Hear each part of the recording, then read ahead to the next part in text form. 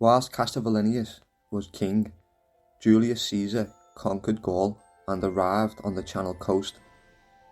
He gazed across to Britain and asked about its inhabitants. Informed that they were of Trojan stock, like the Romans themselves, he said they should be induced to acknowledge Roman supremacy and pay tribute, if possible without violence, as they were kinsfolk. He dispatched a letter to Cassivellaunus inviting his submission. Cassivellaunus replied in defiant terms: the two Trojan-descended nations could and should live in friendship, but if the Romans attempted to dominate, the Britons would resist. Caesar took up the challenge, sailed over with his army into the Thames estuary, and began landing. Cassivellaunus held a council of war, bringing together his nephews Adroges and Tenotius, and several subordinate rulers. They attacked Caesar's camp and prevented the Romans from breaking out. The king's brother Nennius fought heroically, meeting Caesar in hand-to-hand combat and capturing his sword. Mortally wounded, he died soon after and was buried by the north gate of London with the sword by his side. The invasion had been repulsed, and Caesar returned to the continent, where the Gauls, fired up by the news of the British victory, were becoming too restless, and he had to make concessions to pacify them. 2 years later, Caesar tried again, whilst Cassivellaunus planted sharp stakes in the riverbed below London. When the enemy's ships sailed up the estuary, many were holed and sunk, and the legionaries who got ashore were too few to achieve anything. Again Caesar withdrew to Gaul, but during victory celebrations a quarrel between Cassivellaunus and Adroges over a fatal blow foully struck in a wrestling match. The culprit was a nephew of Adroges, who protected him from punishment. A civil war began, and Adroges decided on an act of betrayal. He wrote to Caesar asking for help.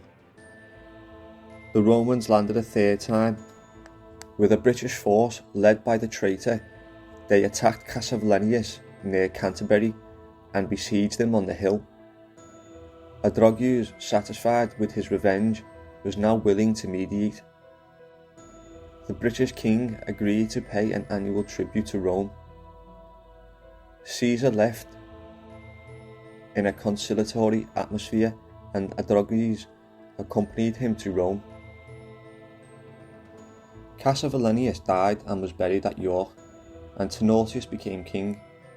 He paid tribute and was succeeded after a quiet reign by his son Cambelline, or Cunobelennius, who had spent his youth in the household of Augustus.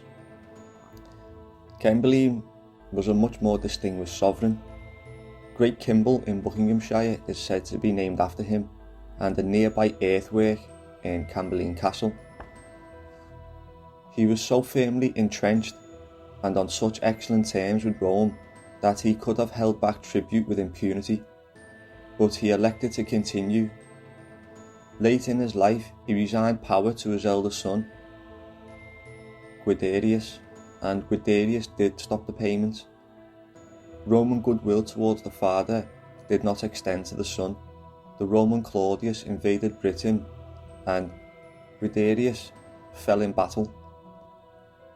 His successor was his brother Arviragus, who defeated the Roman general Hamo at their seaport, afterwards called Hampton, or Southampton in memory of this event.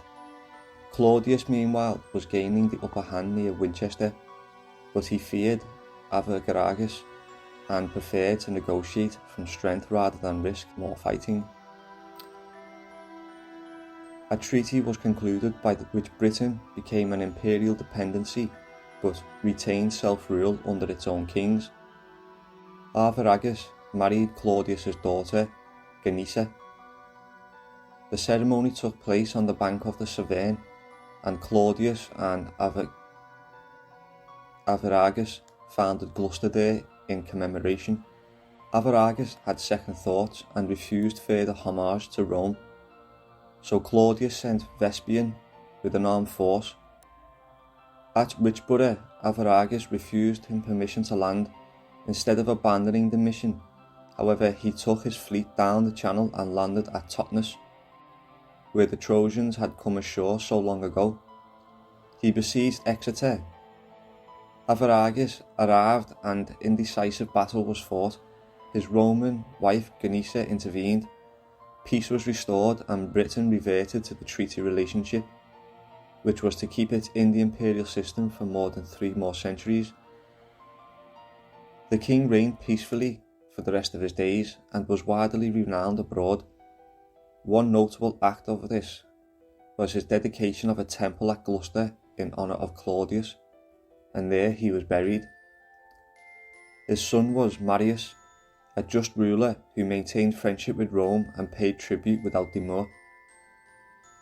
At this time, the Picts landed in the northern part of Britain. As so, Marius managed to contain them in Caithness, though they remained independent and increasingly strong. There we go, guys, that's another episode of Ancient Gods and Goddesses. I hope you enjoyed this one. Please leave a like and subscribe, and I'll catch you in the next video. Peace.